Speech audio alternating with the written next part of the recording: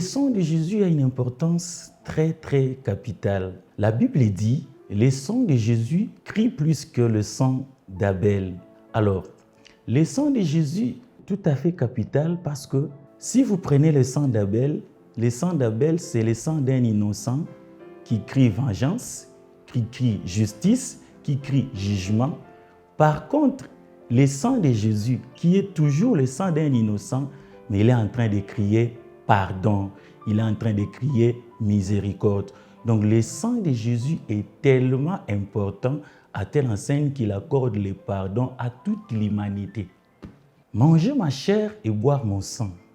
Souffrez qu'on puisse se retourner dans l'ancienne alliance. Nous sommes en Égypte et les enfants d'Israël sont esclaves dans ces pays.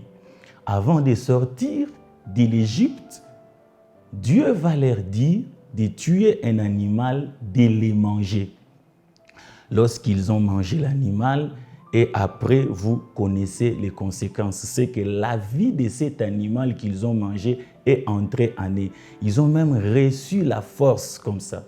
Lorsque Jésus dit, vous devez manger ma chair et boire mon sang, Jésus n'est pas en train de dire, il faut que je meure, que vous preniez une partie de mon corps, ou que vous puissiez les manger, et que vous preniez également mon sang, vous puissiez le boire. Non.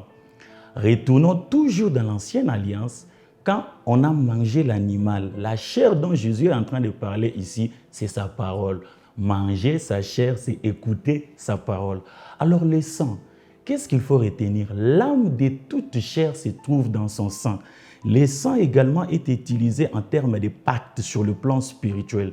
Donc, boire le sang signifie entrer en alliance avec Jésus. Maintenant, en des termes simples, manger la chair et boire le sang de Jésus. Demandons-nous, c'est quoi la conséquence ou la suite de ces versets? C'est pour avoir la vie éternelle. Or, nous sommes sauvés par grâce au moyen de la foi. C'est qu'en réalité, manger la chair et boire le sang de Jésus veut simplement dire croire en Jésus. C'est une question à controverse doctrinale. Il y a une partie d'hommes de Dieu qui prétendent que l'on peut invoquer le sang de Jésus. C'est dans ce sens que dans les églises où nous avions prié, on nous faisait faire de telles prières. Vous demandez pardon, après vous invoquez le sang de Jésus pour vous purifier.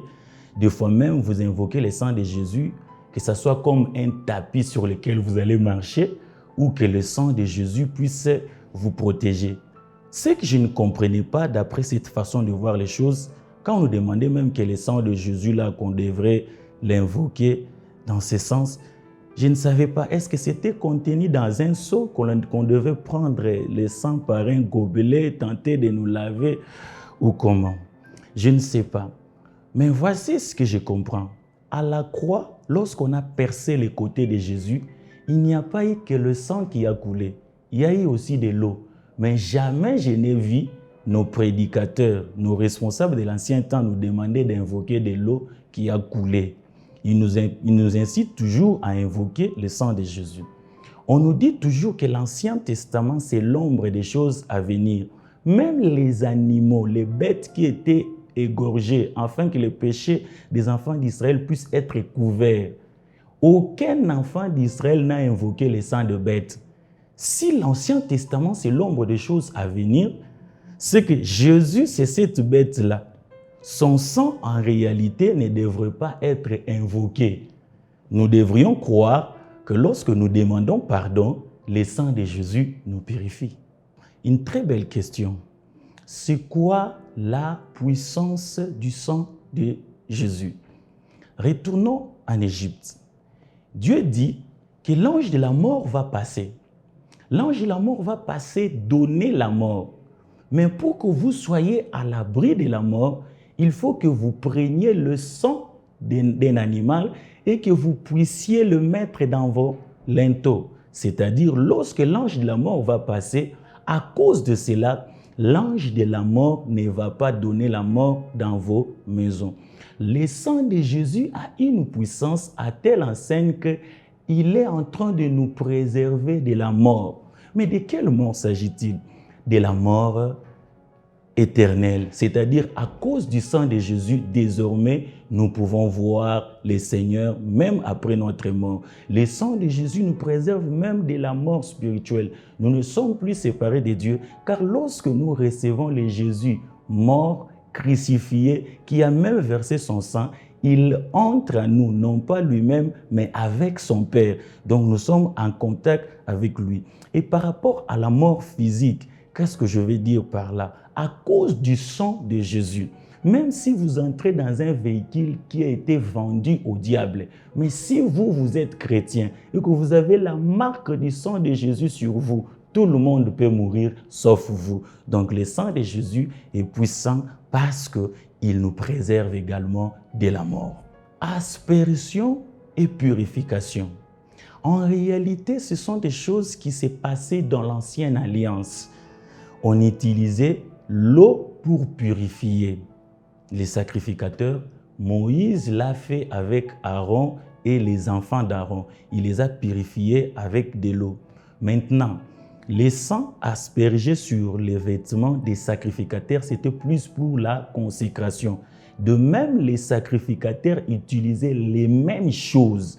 Même lorsqu'ils entraient dans les saints des saints, ils pouvaient prendre un peu de sang, tenter d'asperger sur le voile qui séparait les saints des saints et le lieu saint. Ils pouvaient même prendre ces sangs et essayer d'asperger sur les cornes de l'autel. Alors que nous sommes dans la Nouvelle Alliance. Dans la Nouvelle Alliance, la purification s'est faite directement par le sang de Jésus.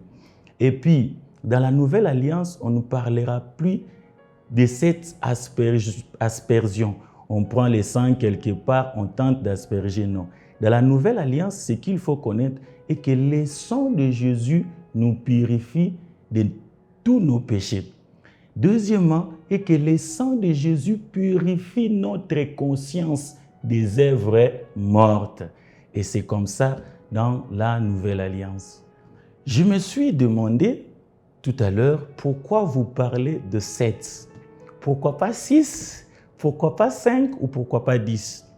En réalité, il n'y a aucun verset biblique qui nous donne le nombre d'effusions du sang de Jésus. C'est un point de vue d'un homme de Dieu. Alors, il pouvait bel et bien nous expliquer parce que celui qui le maîtrise. Mais même de manière ramassée, le sang de Jésus dans les jardins de Gethsémani, qu'est-ce qui s'est passé? La Bible nous dit que sa sueur s'était transformée en grumeaux de sang.